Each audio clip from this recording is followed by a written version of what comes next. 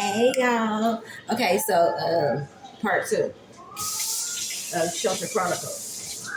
So shoot, give me a second.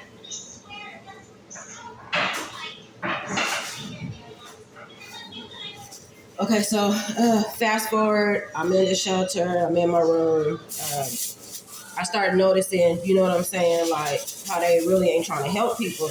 I was like, you know what, I'm gonna figure out a way. So I get up in the office.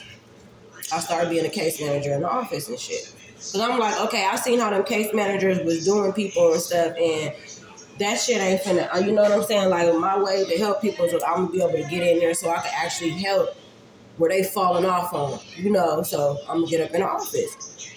So I get in the office. This is like maybe like a month later. I'm in the office as a case manager, and I'm like, okay, cool. You know what I'm saying? The people that's under me.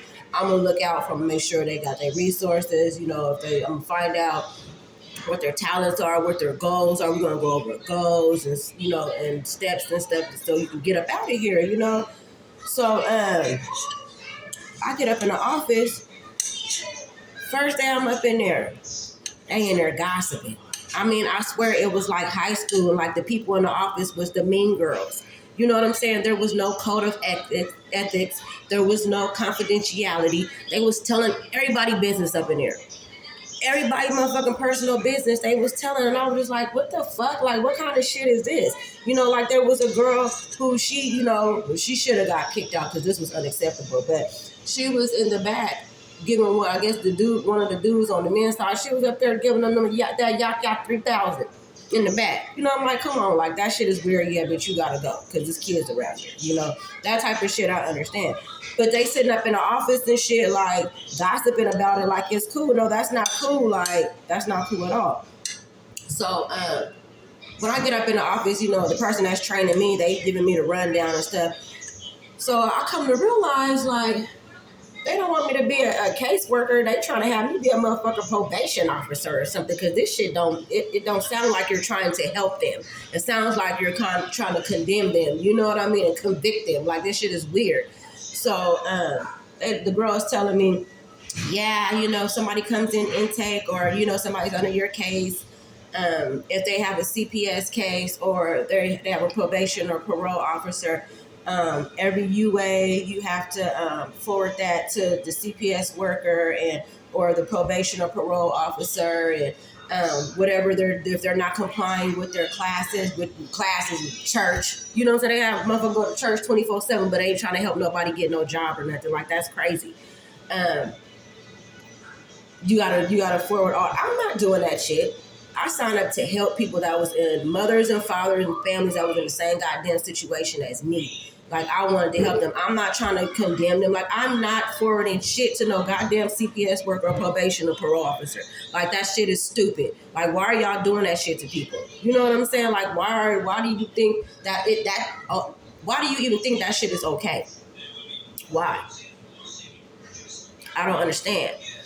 So I was only in the office for like a week and I quit. You know what I'm saying? I didn't even quit. I just never went back because I'm not for that shit. I'm cut from a different cloth. We don't do no shit like that. You know what I'm saying? Like I'm not doing that. And then so now I see ever since I never went back, I told them like that shit is not for me. You know what I'm saying? Like I'm not reporting nothing to no probation, parole, or CPS. Like I don't know, like y'all foul for that. I'm not doing that. I don't want no parts.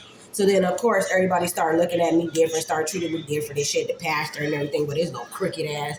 You know what I'm saying? You start acting funny to me.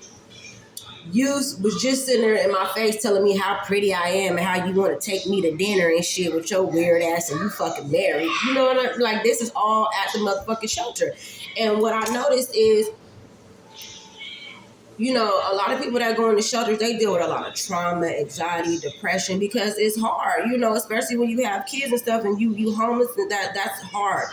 That's hard on you alone. Then you got to worry about these people that's supposed to help you, but they're really preying on your situation. You know what I'm saying? Like there's a lot of predators that work for shelters that be in the motherfucking offices and stuff, and they be using their authority and shit to just kick you out for no reason or threaten to kick you out over every little thing because they know they got that authority. You know what I'm saying? Like that's not cool at all.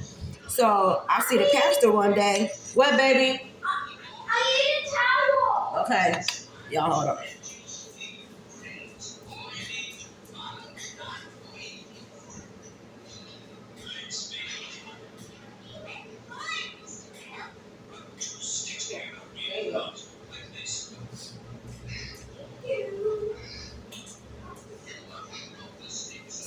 So I see the pastor one day, and be like, I'm a free spirit, I'm just gonna talk how I talk, So I do me. So I'm like, "What's up, pastor?" I caught his ass coming from one of the sliding doors.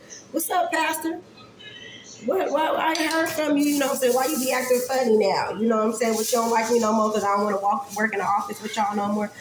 This motherfucker gonna tell me, "No, that's not the case. If I didn't like you, I would just put drugs in your room and get you busted for drugs." Who fucking says some type of shit like that and you a fucking pastor? You know what I'm saying? Like, I swear to God, I wish I had my phone on me that day to record that shit. You know what I'm saying? Like, but I don't be walking around recording motherfuckers, so it never even thought, you know what I'm saying, came in my mind like, okay, record. You know what I mean? But for him to even say that, and you supposed to be, quote unquote, a man of God, that's why I'm not religious. You know what I'm saying? I'm spiritual. Like, I ain't with no damn religion. I'm not going to nobody's church. I'm not doing that no more. You know what I'm saying? Because all the scandalous shit I seen came from the churches. Shit, I used to go to a Christian private school. My goddamn teacher taught me how to boost. She used to take me to Plaza Bonita, me and a couple other kids, and have us stealing and shit and be praying and singing for the Lord on Sunday and shit. Man, fuck all that shit. You know what I'm saying? But yeah, the motherfucker told me if I didn't like you, I'll just put drugs in your room. The fuck? What? Okay, so then that's when my spidey senses started going up. I said, okay, yeah, I'm gonna have to watch their asses. So then, fast forward a few months later, they got a big shipment from I think it was Amazon. And they had like Bath and Body Works, you know what I'm saying? All kind of good shit. So they telling us we can't go and get the stuff until 10 o'clock. But at 8 o'clock in the morning, you know my ass, I'm up trying to get my coffee and stuff, getting my kids and stuff ready for school. Who I see outside, where all the stuff is that's supposed to be for the families, lined up, but we can't go in there and get the stuff until 10 o'clock. But everybody that worked in that motherfucking office and everything, they had their cars lined up, putting the shit in their cars. Putting the shit in their motherfucking cars. So about time 10 o'clock come, all we got is the little scraps and shit. The employees of the motherfucking shelter. You know what I'm saying? Like, here come the pastor pulling up in his Benz. Who pulls up to a Benz every day at a shelter where people don't, nobody over here got shit? And he just looking, you know what I'm saying? And he's supposed to be the pastor. Motherfucker wasn't never at this church on Sunday. But you the pastor of this place. Get the fuck out of here. You know what I'm saying? Like, I caught his ass one goddamn day. He looked like he seen a ghost when he seen me. I said, "What you doing?" I know they asses was tired of me. They was so happy. I found my apartment and I was leaving because I was on their ass, like for real. So his daughter graduated from high school, yeah, so she was going to college, so they was having a party for her at the beach. Guess who I catch stealing steaks and shit from the cafeteria. The pastor and his daughter loading the shit up in the bins and stuff. And I'm like, "What you doing?" "Oh yeah, she finna have a barbecue, going away to college barbecue." And I'm like, you, in my head, I'm not saying nothing, but in my head, I'm like, okay, so you come here to go grocery shopping. You come to steal from the homeless so your fucking daughter can go have a bomb ass cookout. Like, what kind of, shit was trifling. Shit was trifling and scandalous. But Stay tuned to episode 3 of Shelter Chronicles, because that's what I'm going to start getting into.